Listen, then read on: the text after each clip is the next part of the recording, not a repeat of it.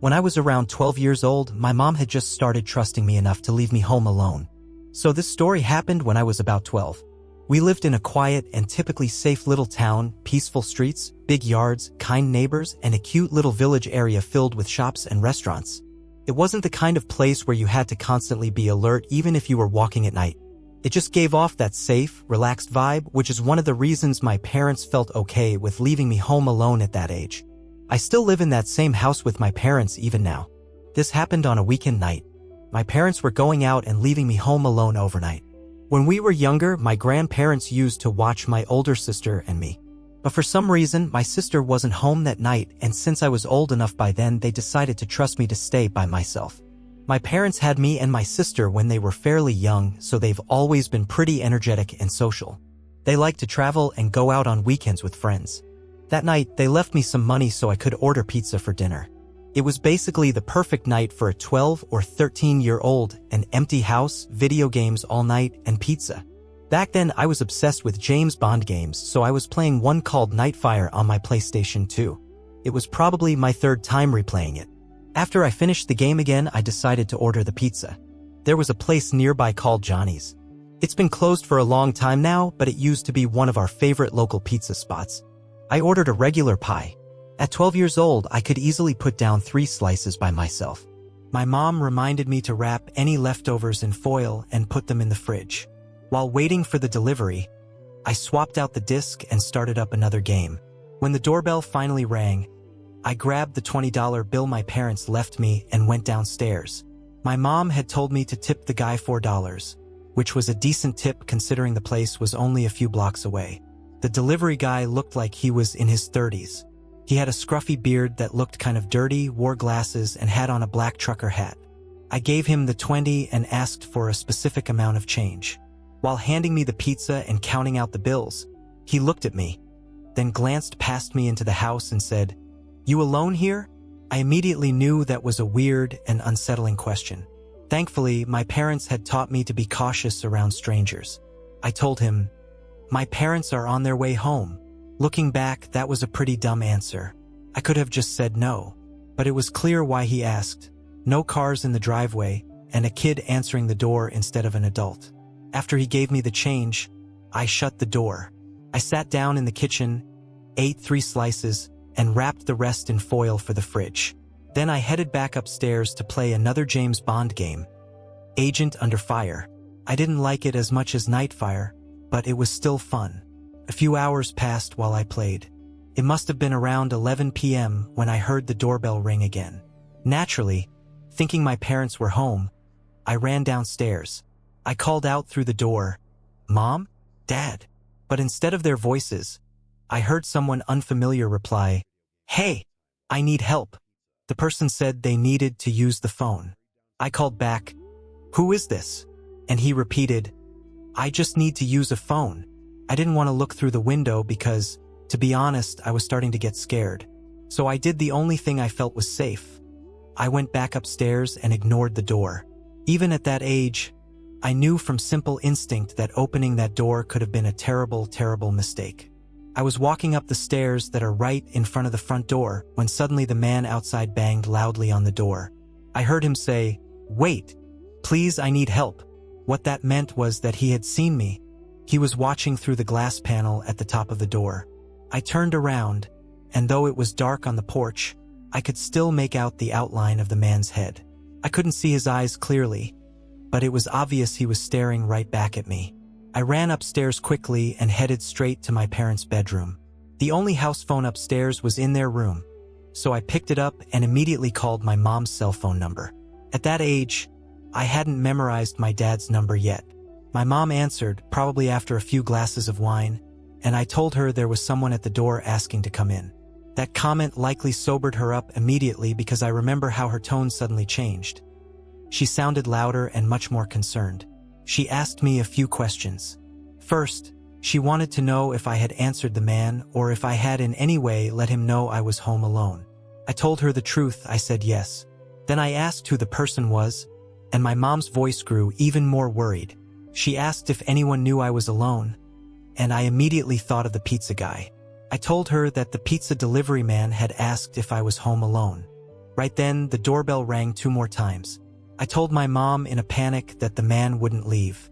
She told me to stay put in their bedroom and to keep the door locked. She said they were calling the police. My mom stayed on the line with me on her cell phone while they used my dad's phone to call the police. They had to leave the restaurant they were at to go outside where reception was better. It was a summer night, and the windows were all cracked open to let some air in. Through my parents' window, I heard the gate on one side of the house leading to the backyard open very quietly, almost gently. I told my mom what I heard, and she kept telling me to stay quiet, stay in the room, and keep the lights off. I whispered into the phone, "What if he tries to get in through the den window?" My mom told me to stop talking and just wait for the police. She kept giving me updates on the police and their estimated time of arrival, reminding me again not to speak. I was starting to calm down a little when I suddenly heard the unmistakable sound of footsteps downstairs, someone walking inside the house. I whispered frantically to my mom what was happening, and I heard her scream something into the phone, probably to the police, something like, "The man is inside the house, hurry up." My mom told me to hide under the bed and wait there. For my 12-year-old self, it was the most terrifying and surreal moment I had ever experienced.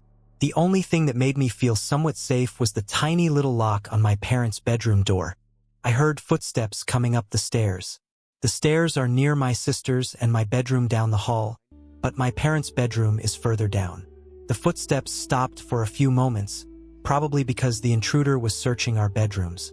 My mom told me the police would force their way in and to stay still until they got inside.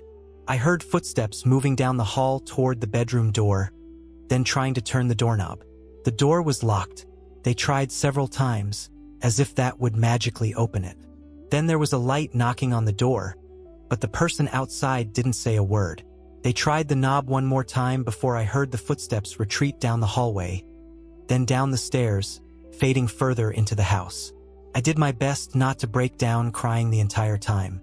I didn't even whisper into the phone because I was too scared to make the slightest sound. Finally, my mom told me the police had arrived but to stay put. I expected to hear them kick the door down, but instead, I suddenly heard heavy footsteps and a man shouting my name, identifying himself as a police officer. I heard them coming upstairs, and my mom gave me permission to open the door and answer them. When I did, there were 2 officers upstairs and 2 more downstairs.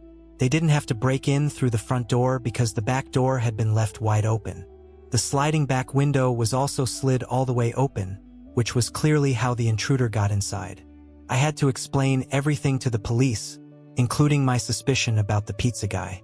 My parents were on the phone listening in on their way home. By the time they got back, only 2 officers were still at the house, and the police report included a note about the pizza guy. The police said they would investigate. The next night, my parents took me to Johnny's Pizzeria and asked me to point out the delivery guy if I saw him. When I didn't see him, they asked the manager which employee matched the description I gave. The manager said it was Phil who was out delivering at the time. After explaining the whole story, the manager insisted it couldn't have been Phil and asked us to leave the premises. Long story short, my parents caused a big scene at the pizzeria and told them they would never give them our business again. We waited in the car in the parking lot for nearly an hour, but when the man never returned, we left. My parents thought the manager might have called or texted the employee not to come back. But who knows? They contacted a few lawyers, but none took the case due to a lack of solid evidence, saying it would be a waste of time. Ultimately, we never went back to that pizzeria. It was a long time after this incident before my parents felt safe leaving me home alone again, simply because of what happened that night. In the end, I truly believe it was the pizza guy or someone connected to him, because who else could have known I was home alone that night? When I was a teenager, my family moved from California to a remote area in North Idaho. My parents had just retired and built their dream home deep in the backcountry.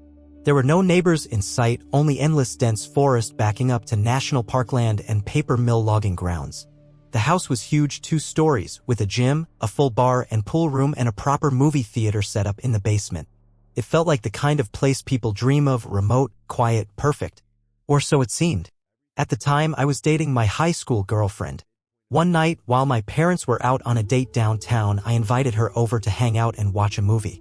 We were completely alone. I cracked open a beer. I was underage but figured no one would care, and we headed down to the movie room to watch Gladiator. Everything started out normal, but around the middle of the movie, maybe close to midnight, something suddenly changed inside me. Out of nowhere, I was overwhelmed with a fight-or-flight feeling. It was like my body sensed something my brain couldn't see. My heart started pounding, and I kept glancing at the uncovered windows behind us that looked out into the pitch-black woods. I didn't want to freak out my girlfriend, so I kept it to myself. In fact, things got a little heated between us during the movie, but all the while I couldn't shake the feeling that we were being watched. I didn't know from where, but I knew. After the movie ended, I walked her upstairs and out to her car. The house was dead quiet again. She drove off and I turned to go back inside when I remembered I'd left the bar, pool room, and movie room lights on. So I went back downstairs. I turned off the lights in the movie room first, then paused. My eyes drifted to the large window that looked into the backyard, and that's when I saw him, the man. He looked homeless, with wild hair and filthy clothes, but what froze me in place was his expression. He had the biggest, creepiest smile I'd ever seen, with wide, staring eyes that looked absolutely deranged. In his hand was a knife, which he was gently tapping on the glass over and over. At first, I thought I was hallucinating. I slowly backed away and went to the barroom to shut off the rest of the lights. That room has a sliding glass door that also faces the woods. I flipped the switch and watched in horror as the man calmly walked from the window to the door, still smiling, still staring. At this point, we were less than a foot apart, just the glass between us. He didn't try to get in. He didn't move at all. He just watched me. I went upstairs without saying a word. Right then, my parents were walking through the door. I told them, "I think I need to go to the psych ward or something. I swear I just saw a guy with a knife watching me outside." My mom went pale. My dad's eyes narrowed, and without a word, he went to the gun safe, grabbed his rifle, and stormed out to check the property. I asked my mom what was going on, and she said there have been a few break-ins in the area. A guy wandering through the woods trying to get into homes. The description you gave matches exactly.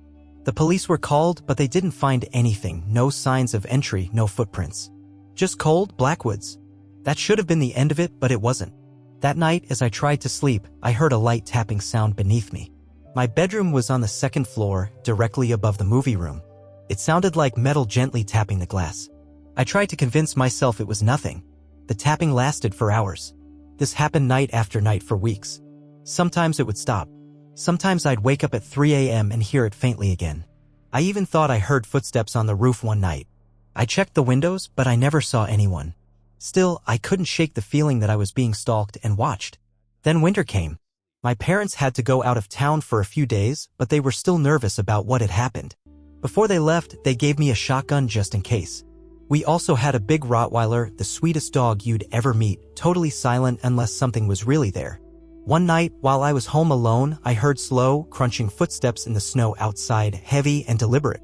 The dog stood up, ears perked, and began growling low and deep at the front door, then barking ferociously loud and nonstop. He only ever did that when he saw something real. I stayed silent. I didn't want whoever was out there to know I was home. I didn't move. Then came the knock. Slow, hollow, and taunting. I didn't answer. I slept with the shotgun next to me that night. Door locked, blinds drawn, dog at my feet. The next morning, I went outside and saw something that made my stomach drop. Footprints. Fresh human footprints circled the entire house. They stopped at every single window, like someone was trying to look in, searching for me. I followed the prints around the property, and eventually, they led into the forest. I followed them maybe half a mile before they started to zigzag, veer off, and loop back, as if whoever made them was trying to throw me off their trail. I turned back. Something told me it was a bad idea to keep going. That night, the tapping came back. Louder this time. I knew it was him. I unlocked my door, grabbed my shotgun, and stepped onto the second-story deck. I flipped on the fog lights that illuminated the backyard.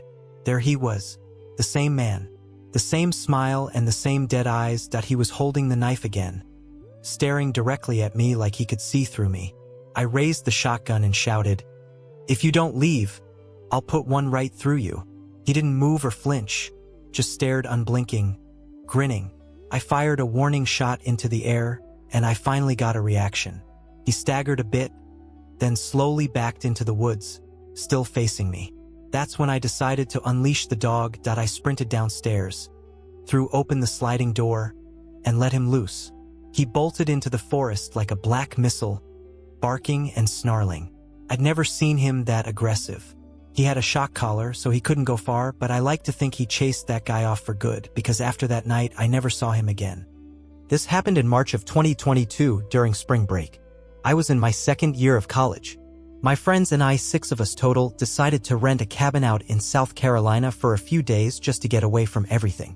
No school, no stress, no phones. It was supposed to be one of those quiet trips where you drink too much, play music too loud, and maybe make some memories you'd laugh about later. There were 4 of us guys, me, Matt, Chris, and Tyler, and 2 girls, Jess and Sarah. We'd all been close since freshman year. The cabin we picked was stupid cheap for its size, 2 stories, a wraparound porch, 2 bathrooms, and listed as being on private land near a lake. It was way out there, no towns for miles, surrounded by forest. The guy who owned it had a thick accent and seemed kind of off when we talked to him on the phone. All he said was, just don't go wandering too deep into the woods. Some old stuff back there, wells, busted fences, snakes, you don't want to get turned around. We laughed about it, thought he was just trying to add some spooky southern charm to the trip. But when we got there, it wasn't funny. The drive took forever. GPS gave out an hour before we arrived. The last part of the road was just dirt and gravel, barely wide enough for 1 car. The trees got thicker the closer we got. When we finally saw the cabin, we all kind of went quiet. It didn't look like the pictures. It was older and dirtier. The windows were dusty and a few of the shutters were hanging off by the hinges. There was this faint smell outside, like old garbage and wetwood. We brushed it off and made jokes and said it just added character. We unloaded, claimed rooms, and started drinking. By 7 p.m., the first night was fun.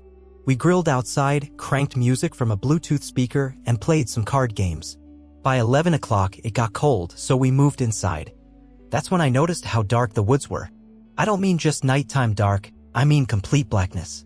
The porch lights barely lit up more than a few feet, and the trees were so dense it felt like they were pressing in from all sides. No bugs, no wind, just total heavy silence. We ended up crashing around 2 a.m. I had one of the rooms on the ground floor right next to the kitchen. Small, just a bed and a window facing the woods. At around 4:15, I woke up. No reason, just wide awake like someone had poked me. I lay there for a second, heart beating fast, then I heard it tap, tap, tap. I thought it was the heater at first, but then it repeated, steady, non-metallic, non-mechanical. It sounded like fingers. I looked at the window and there was a man standing there. He was pressed up against the glass, face almost touching it. Pale skin, wild hair, no shirt, just staring in. His mouth hung slightly open like he was breathing through it. His eyes were wide.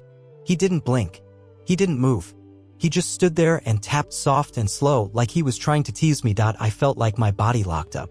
Then the tapping got a little faster. I whispered for Matt, who was sleeping on the couch outside my room. I said his name again, louder. He woke up groggy and asked what I wanted. I just pointed. He looked over, saw the man, and immediately jumped up, knocking over the coffee table. That must have scared the guy off because by the time Matt turned the porch light on and ran outside, he was gone. We all got up. The girls were terrified. Tyler tried to convince everyone it was just some drunk local messing with us. Chris said maybe it was a hunter who got lost. But I knew it was that guy watching me. He wasn't lost. We blocked the doors, moved the couch in front of the big living room window, and took turns staying awake for a few hours. Nothing else happened that night. The next morning, we went outside. There were footprints. Bare human footprints circling the entire cabin. They stopped at every window, every single one, even the little one above the upstairs shower. That should have been it. We should have left, but we didn't. We were dumb and stubborn and we stayed. Night 2 started the same, drinks, music, fire pit, but the energy was different. Everyone kept glancing at the woods. Jess didn't drink and Chris kept his hunting knife on his belt. When we finally went inside, we locked every window and double-checked the doors. Around 3:30 a.m., Matt went to the kitchen for water. He stopped in the hallway and called my name. I got up and saw him standing there, pointing. There was someone in the kitchen, the man from before, but this time he was inside, naked. His back was to us, covered in long, raw-looking scratches. He was standing in front of the fridge, staring at it like he didn't know what it was. He made the slow swaying motion like he was rocking on his feet. Matt didn't speak. He just backed up. We all gathered silently at the hallway entrance. I had a pocket knife. Sarah had the fire poker.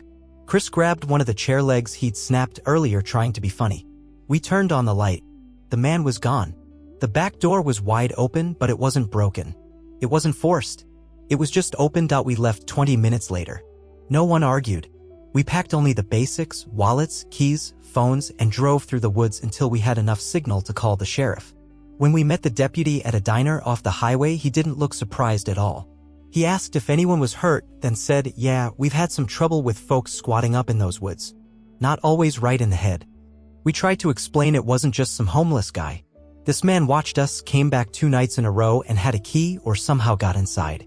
The deputy just nodded like he'd heard it before. When we mentioned the owner, his face almost implied that he knew the guy. The listing disappeared a few days later, completely wiped from every rental site. We never got answers and never got a call. We never even got our deposit back. But that face, the way he looked at me through the window, I still see it sometimes when I wake up at night. We don't talk about that trip much anymore. But as far as I know, none of us have been back to South Carolina since.